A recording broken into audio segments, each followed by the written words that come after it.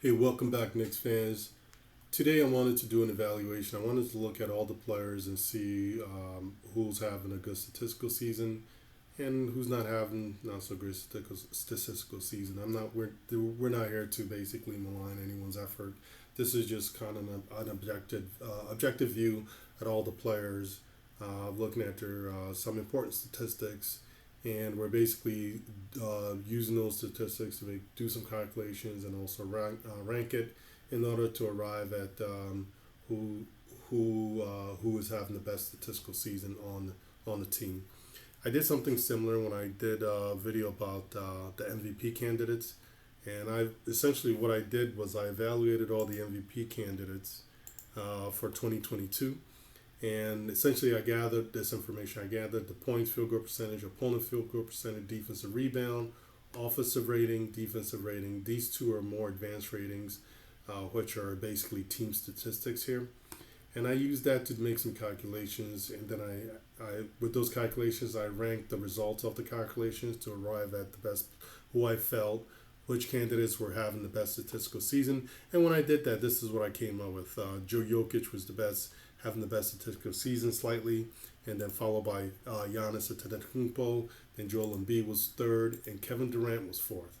And so, just the only reason I'm just trying to show you guys this here is because to show you that I use this method to rank the MVP candidates, and and the top four that I arrived at. I mean, they're, I guess you can debate it.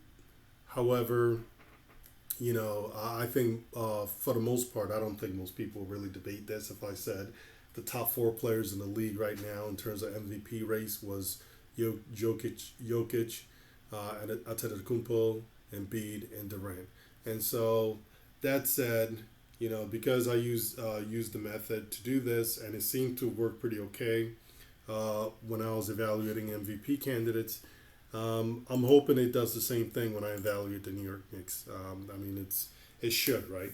And so let's start off. We'll go basically talk about the statistics that I gathered and what I did to it, and then to arrive at this list that I have here. And so first thing I did, I gathered the points per game, field goal percentage, opponent field goal percentage, and so essentially I got these from the traditional box scores here, and then I got these from the advanced statistics, which is the offensive rating and the defensive rating, right? And so, and also the net rating. The net rating, I didn't calculate this myself. I basically got this directly from NBA.com. And so what I did here was, the first thing I did was took the field goal percentage and opponent field goal percentage, inserted a new column called MPE, which I'm calling the net player efficiency. And so what I'm doing there is I took the player's field goal percentage and the opponent field goal percentage. So that's basically what the opponent shot against this current player. In this case, this is Mitchell Robinson. And I subtracted the opponent field goal percentage from the field goal percentage to arrive at this number I'm calling the net player efficiency. And so that's essentially what I did in this column with these two statistics here. Then the next two stats that I have here are from the advanced analytics section of NBA.com. Actually, these three here. And so it's offensive rating. These are basically team rating. This is how well the offense performs when each player is on the court.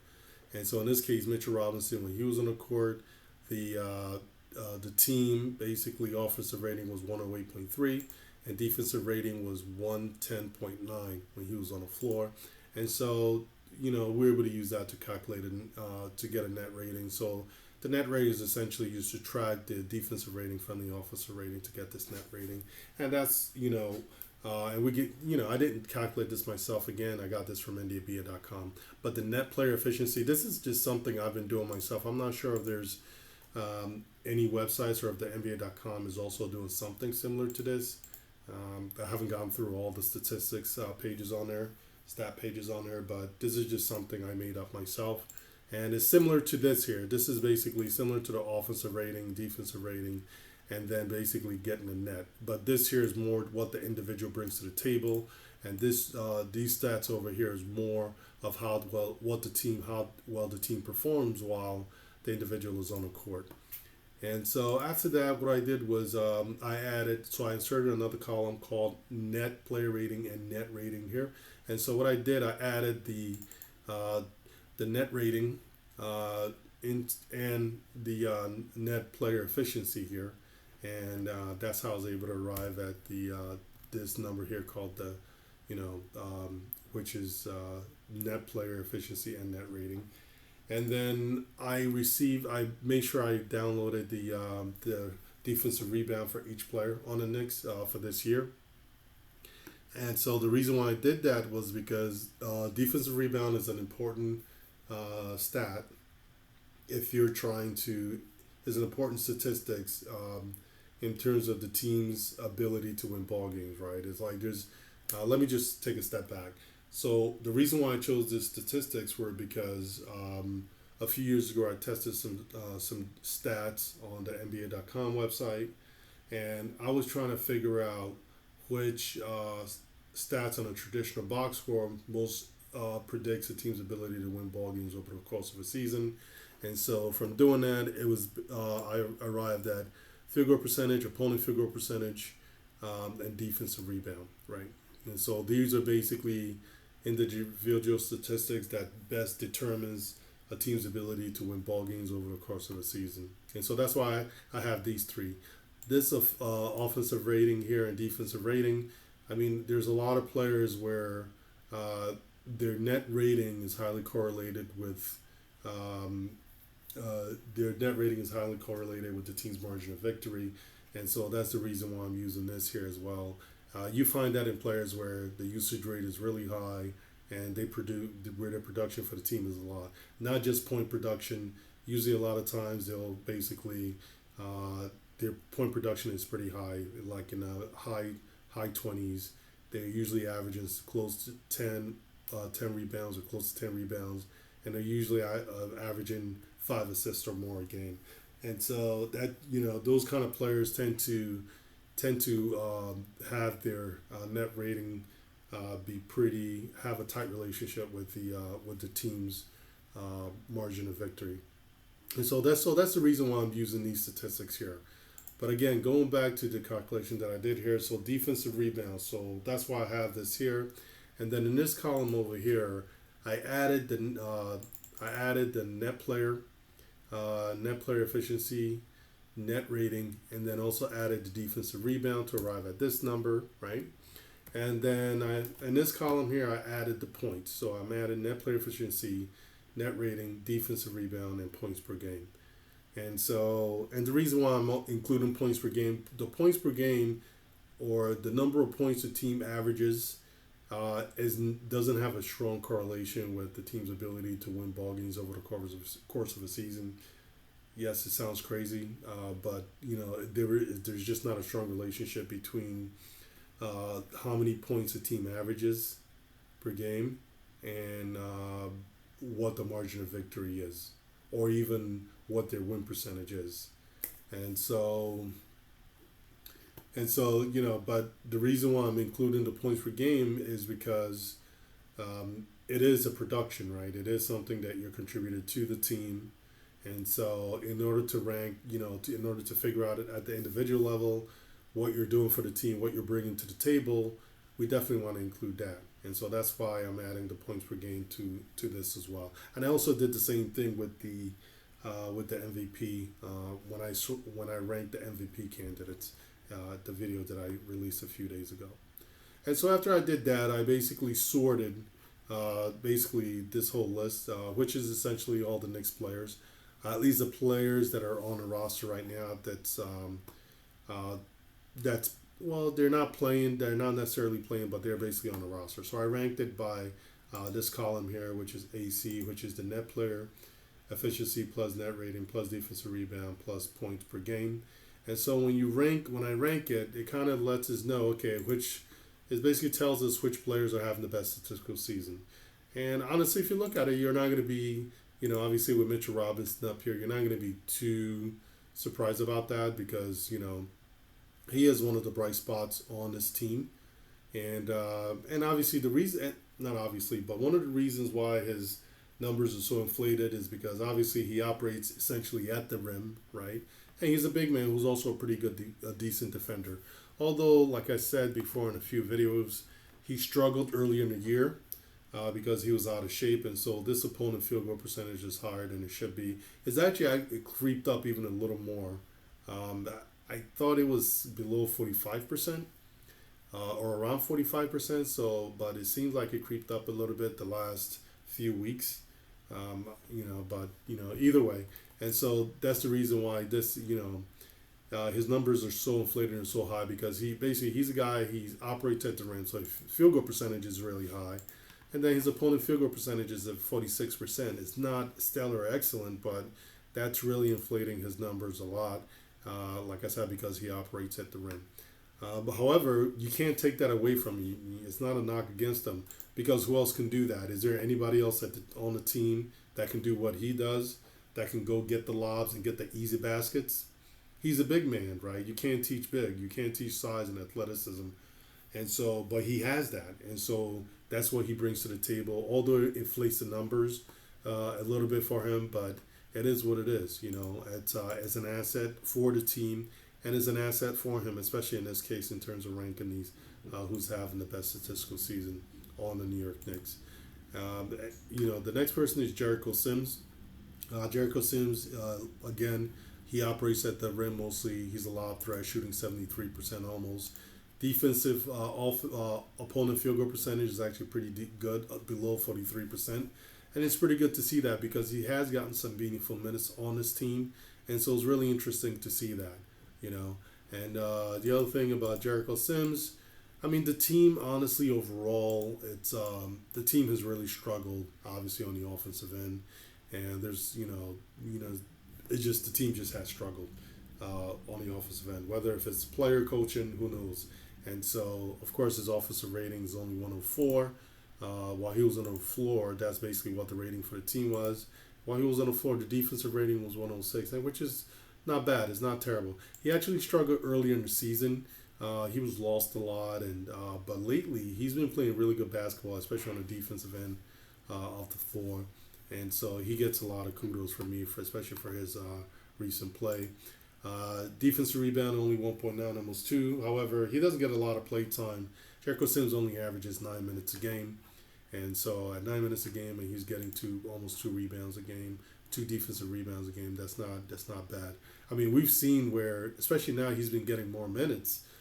He gets like 10. He hits double-digit rebounds within a half usually, and that's if he's playing. And that's if you give him about maybe like 11 minutes and a half. He'll give you like double-digit rebounds. So the kid is a monster, and so his numbers are inflated. But hey, you can't teach what he has, and is an asset for the team and also for him. And so he deserves to take advantage of the fact that he shoots 73% from the field, which is mostly at the rim, and plays really good defense. Then the third person is Obi Topping.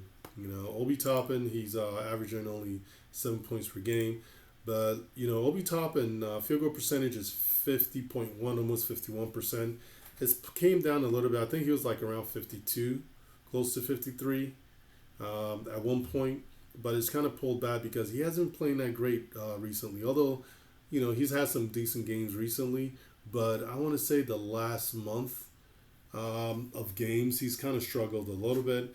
And look, with Obi Toppin, it's not really, in my opinion, it's not, I don't think it's really his fault. But don't want to get into that. And so the net player efficiency for Obi Toppin is like 9.2. I mean, this is pretty impressive, with Obi Toppin, right? It's, his field goal percentage is, opponent field goal percentage 41.7. He's holding defenders down to 42% shooting.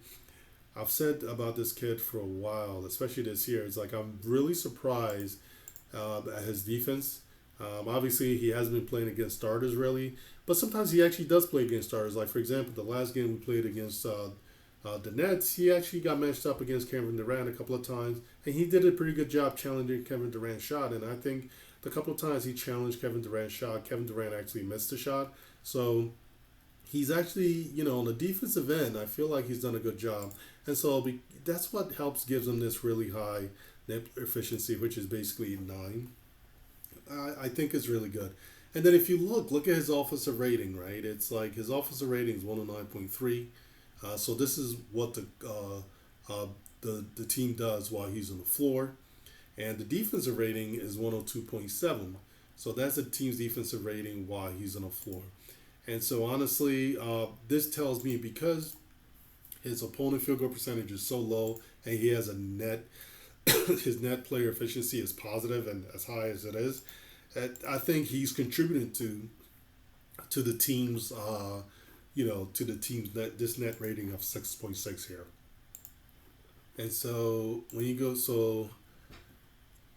Obi Topping, yeah, his net player rating is 6.6, and then you go over here, net player rate efficiency and net rating here, you add it together is 15.8, and so overall he's basically, this number over here is 25.5. That's the net player efficiency plus net rating plus defensive rebound plus points per game. So in terms of the defensive rebound, this is where I think he's actually he's a pretty decent rebounder.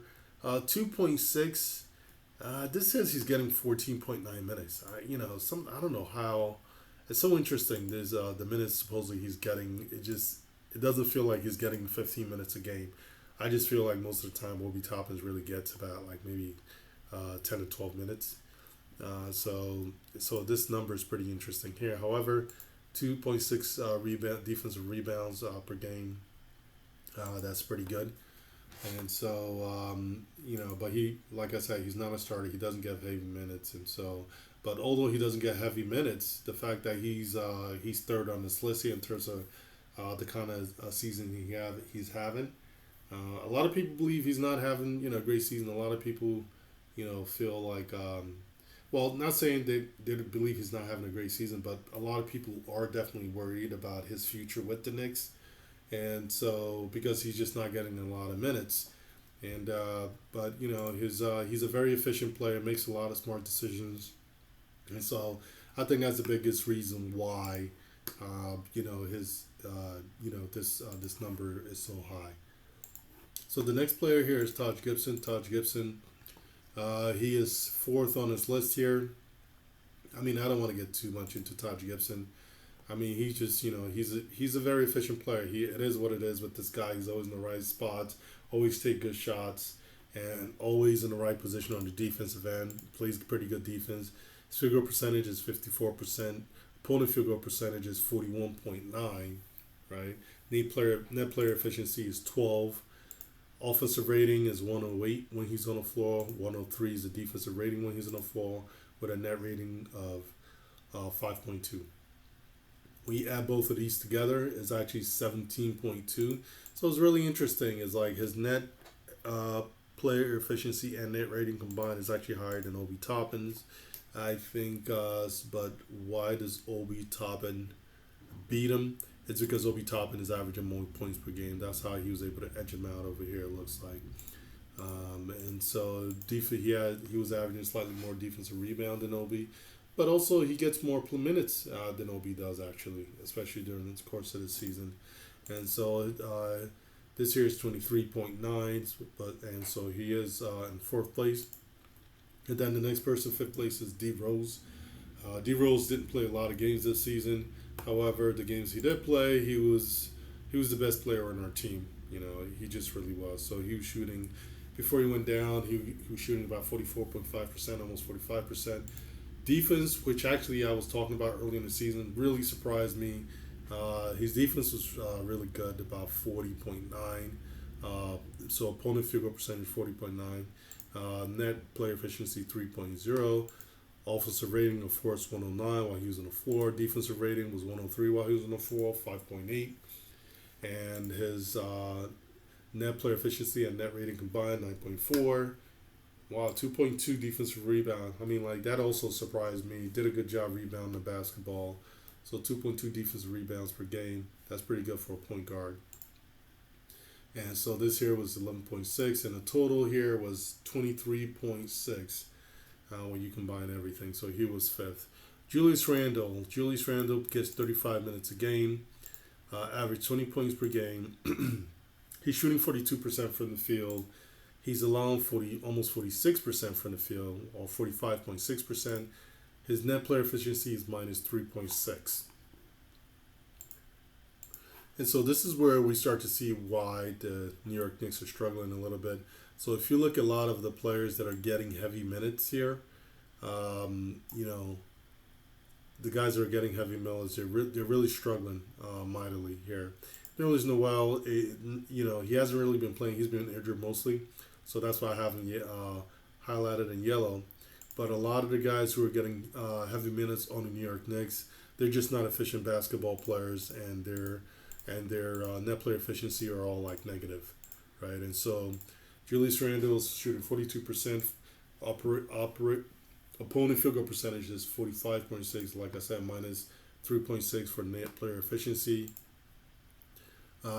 His offensive rating is 107.6. Defensive rating 111, and net player.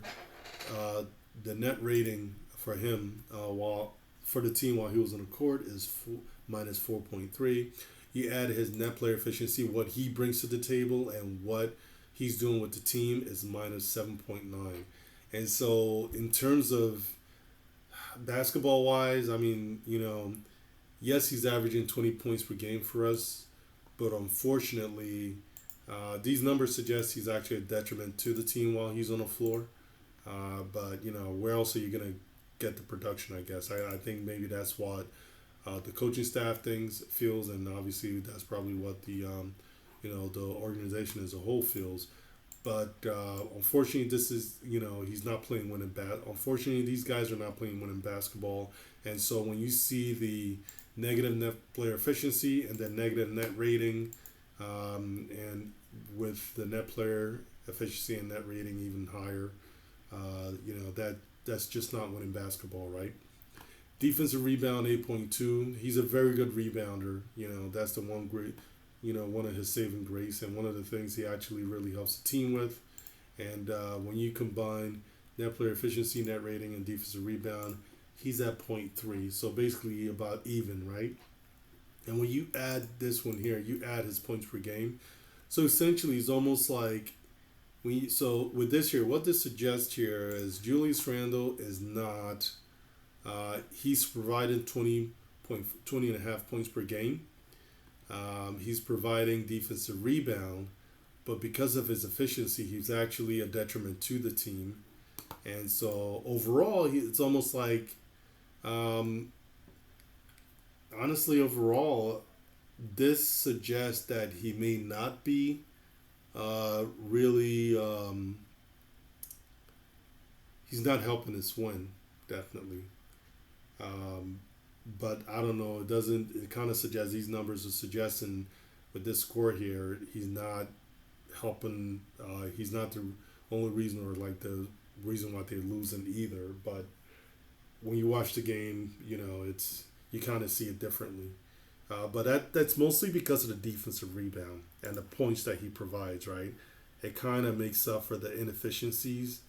So it seems to be making up for the inefficiencies. But if you look at his net, what he's bringing to the table, offense and defense, and what he's adding to the team, I mean, it suggests that he's actually a detriment to the team. But then when you add the points per game, it shows that, you know, it's, you know, that's pretty much what he's adding. He's not adding efficiency. He's just giving you some buckets, but it's not efficient. And so R.J. Barrett is the next person. R.J. Barrett, 34 minutes a game, a lot of minutes, heavy minutes. 19.3 points per game. He's shooting 41% from the field.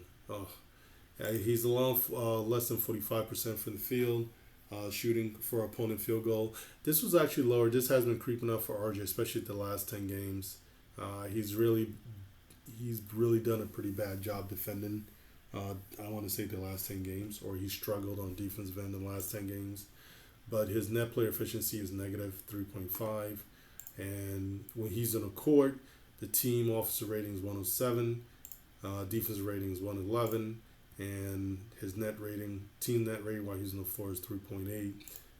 His net player efficiency and net rating combined is 7.3. Defensive rebound is 5. You combine all that, he's still minus 2.3. When you add the points per game, so basically everything, his production is not he's actually dragging the team down a little worse than statistically. The statistics I have here kind of suggest he's dragging the team down a little more than Julius is because his efficiency is so low, right? And then also because he's not a big man, he's not able to contribute, the same amount of defensive rebound that Julius can contribute. About 5 defensive rebounds from your 2 guard small forward is pretty good. So I can't, you can't really. I'm not gonna say he's doing a terrible job there, but the problem is his efficiency is so low, shooting 41%, and then is allowing 44.8, and then the team rating is bad while he's on the floor, and so and so basically it takes away from the 19 points per game he's adding, right? And so it's just like so this score here is actually below the rebound and is below basically the contributions he's making, the 19 points per game, and the 5 defensive rebounds that he's given us. Next person is Emmanuel Quickley. Now, Emmanuel Quickley, he's a really good defender, gets 22 minutes per game, averaging 10 points, but the biggest problem with Quickley is like his shooting. He's so inefficient. He's just having such a bad year on the offensive end. Just what can you say? Although it's kind of like overshadowing the fact that he's actually playing really good defense this year. Probably the whole year, consistently our best perimeter defender throughout the whole year. And so, but his net player efficiency is minus 4.1. Team efficiency is actually is pretty high. So offensive rating is 110 when he's on the floor. Defensive rating when he's on the floor is 104. And his net rating is 5.6. I do think one of the things that he does help add to the team is the speed, the pace that he kind of helps pick up the pace a lot of times for the second unit, and it really helps. It helps us get easy baskets, and so I do think he brings something to the table, and I do think he's contributing towards like this a better offensive rating on his team, and then of course the defensive rating, the fact that it's 104.4 when he's on the floor, I do think he definitely brings contribute towards that too, especially given the fact that he's holding opponents to 42% shooting. So you combine both of them, his net player rating and net rating is 1.5. It's crazy. He's higher than Julius and RJ, and he's the guy shooting like 38% from the field. But it's mostly because of these offensive rating over here, the team's offensive and defensive rating. So defensive rebound 2.3. You add that. All of it together is 3.8, and then when you add points per game to it, to the net player efficiency, net rating, defensive rebound, you get 13.8. And then the next person is Evan Fournier. I'm not, let's not go through all these guys, at this point. We'll pick and choose who we're going to go through going forward, but Evan Fournier, inefficient, obviously. You see it here. Defense, actually, he's one of the worst defensive rating for the team is worse as far as the person getting. Kemba Walker was the other person, but Kemba Walker shut down for the year. Him and Kemba were clearly the worst. Were the weakest links, the 2 weak links on the team defensively, and of course, I think Alec Burks as well wasn't that great, but. That's why Evan Fournier is ranked so low here. Nerlens Noel, he didn't play a lot this season, so we're not going to talk much about him. He's probably going to be gone. Alec Burks, this is our savior according to Tom Thibodeau here. Shooting 38%, allows for almost 45%, minus 6.7. His defense has improved, but it's just not good enough. We really struggle sometimes. He allows a lot of people. He kind of allows a lot of drives to the basket. It's very difficult for him to keep people out of the lane sometimes. Offensive rating 109, defensive rating 108.3, and this is probably one of the reasons why the coach thinks he's the savior, and it's because of his offensive and defensive rating. He has a net rating. The team has a net rating of 0.7 when he's on the floor, and so that's interesting. Given the fact that what he brings to the table is -7, is almost -7. So that's an interesting stat there. And the other person I want to talk about is Miles McBride. He's really struggling from the offensive end. He just really hasn't gotten any minutes. I think the problem with Miles McBride, when Tibbs pulled him, he actually had some pretty good games early in the season. I think Tibbs really damaged his confidence when he pulled him. I think after 3 or 4 minutes in that Toronto game, because ever since then he's been really gun shy on the offensive end and really hasn't been aggressive in looking for a shot, even though he's getting some minutes. Defense, I mean, that's where he butters his bread, and so you know, and 39.6. I mean, what can you say about that? That's pretty good. That's really impressive. And although he's not getting a ton of minutes, right? It's only right now. Recently, he's been getting maybe 10, 11 minutes, 10 to 12 minutes a game. Prior to that, he was getting a lot of garbage minutes, and so you kind of have to wait and see what this looks like when he gets more consistent minutes.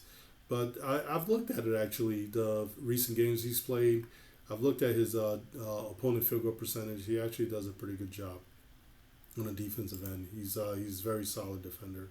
Quinn Grimes, he struggled. His efficiency needs to improve, but he's a rookie, so we're assuming that is going to improve over with some time. Getting 17 minutes a game, but his net player efficiency is minus. Net team rating. When he's on the floor, the team has a negative net rating as well. So his net play efficiency and net rating combined is 4.9, minus 4.9. And so, his score is just really low. And then Kimbo Walker, obviously a huge struggle. I just think they played him way too many minutes, in my opinion. However, just keep him to these stats here. Field goal percentage 40%. Opponent field goal percentage was 47%. Struggled on defensive end, minus 6.7. Offensive rating 105.4, defensive rating 114.5. Net rating for the team while he was on the floor was minus 9.1. Wow! Out of all the players getting over 20 minutes a game, he had the worst. His stats were the worst for the season. And so, what else can you really say? And so you look at when you add the net player efficiency, net rating, defensive rebound, and points per game, he actually was basically was a detriment to the team, minus 1.4 overall. And then the next person was Cam Reddish. He's new to the team. I think he only played about 15 games, averaging 6.1 points per game, shooting only 42%. It's his third year. Something he really needs to work on. He needs to work on improving his efficiency. Him and RJ, they're young. They're only 20, 21 years old, but something that you hope to see improve. 43.5% for opponent field goal percentage, which is pretty good. That's below 44, which is what you like to see. And net player efficiency is minus 2. But hopefully with some time, this kid's got a lot of talent. Just hopefully if they can train him up right and, have him put in some work in the off season, I think he's going to be really very good. The net rating for the team while he's on the floor is minus 9.3. Add both his net player efficiency and net rating together, get minus 11.3. And so, he's right here. The statistics suggest that he is a detriment to the team while he's on the floor. I think a lot of that obviously is because of the offensive the team rating while he's on the floor. It may not be necessarily him, honestly. Obviously, with this opponent field goal percentage that you have here, it shows obviously there's somebody else on the floor who's actually a detriment to the team defense. It's not necessarily just him. It may not be him. And so that's why it's good to look at both of these. So if you see opponent field goal percentage 43.5, and you watch the games and you check stats and you see that he doesn't allow a ton of drives to the basket, then this defensive rating is not necessarily, a function of what he brings to the table, right? And so you guys should, whoever's watching it shouldn't be too discouraged by seeing this about for Cam Reddish, because I think it's mostly because of this net team rating, and a lot of times it's not because it doesn't necessarily mean it's him. Like I said, his opponent field goal percentage is low. He's a good defender, So there's probably somebody else on the floor who's contributing to these terrible, the bad net rating for the team while he's on the floor. We're not going to talk about Ryan. He doesn't really play very much, and so it doesn't really serve any point for him to talk about his stats. But like I said, the one thing to kind of keep in mind that you kind of notice when you look at this is it's a lot of the guys that are getting heavy minutes on his team. So that's Julius Randle, R.J. Barrett, Manny Quickly, Evan Fournier, Alec Burks, Kimbo Walker. But Kimbo's not playing anymore. Let's just keep it to these guys. These guys are getting the heavy minutes. Julius Randle, R.J. Barrett, Manny Quickly, Evan Fournier, and Alec Burks. None of them are shooting over 42% from the field. Look at this here. 42, 41, 38, 42%. 38%. I mean, that's the reason why the team can't win ball games. And I know a lot of people talk about fourth quarter execution. It just comes down to they're just not making shots. Not just in the fourth quarter. They can't make shots consistently throughout the course of a game, throughout the course of a season, and it shows here. It shows on these statistics here. None of these guys are shooting over 42%. We got a couple of them at 42%, but that's not going to get it done, right? And these are the guys that are getting the heavy minutes. You have Mitchell Robinson. He's the only person who gets heavy minutes. Obviously, that shoots at a decent clip, but they can't take advantage of that because they have poor guard play. They do a terrible job finding Mitchell Robinson. He's a really good lob threat, but they can't take advantage of it because they just have poor point guard play. The other thing too is Mitchell Robinson is not blameless. He came into the season really out of shape, and so it took him a while to kind of get into basketball shape. But I kind of feel like they stopped with the weight loss program. Whatever they had him on, whatever they had him doing to lose some weight, it looks like they kind of took a pause on that. And in my opinion, I think he needs to continue losing more weight. I think he's going to be okay in terms of strength. He doesn't have to go back to, his old weight. But I think he can lose a little more weight. He's not as athletic as he used to be. Although he's in better basketball shape, he's not. He's not the old Mitchell Robinson because right now you're seeing people blocking his shot. I didn't remember seeing a lot of people blocking Mitchell Robinson's shot his first 2 or 3 seasons in the league. So that's where I think he needs to also take some responsibility and try to get down into drop some weight a little more, get back his old athleticism, as much of it as he can, so he can help the team. That's if he stays. There's a good chance he may not stay, and honestly, because of the poor point guard play and the fact that they just don't let him play. Because funny enough, he actually complains about how they don't let him play, and so this is where I've always felt that coaches do tell these guys what they can and cannot do on the floor. And obviously, it's clear Mitchell Robinson, from some of the tweets that he puts out sometimes, they don't let him do a lot. They don't, it's almost like they have him on a very tight leash, right? There's only very limited things they want him to do while he's on the floor. And so yeah, I mean, it is what it is. And so he can't get to show all, everything that he has to offer, all his full skills, like being able to go off the dribble, drive to the basket. And so I have a feeling they tell him he can't do that. And, of course, he needs to work on his shooting if he wants to be able to shoot three-pointers, in my opinion. The other person I think that affects, too, I have a feeling, is Obi Topping. Obi Topping, they don't use him very well either. They always have him, they stick him in the corner. And sometimes I just have a feeling they tell him, oh, you can't put the ball on the floor. And so this is pretty much what I have.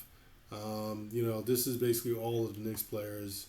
The statistics, basically the most important statistics. These are the statistics that contribute towards winning basketball, and we essentially combined them and sorted it to see which players are contributing the most to the New York Knicks. And that's pretty much what I have. Let me know what you guys think, man. Like, subscribe, comment below, especially comment below. I'll be more than happy to respond to you guys. Let me know. Talk to you guys soon.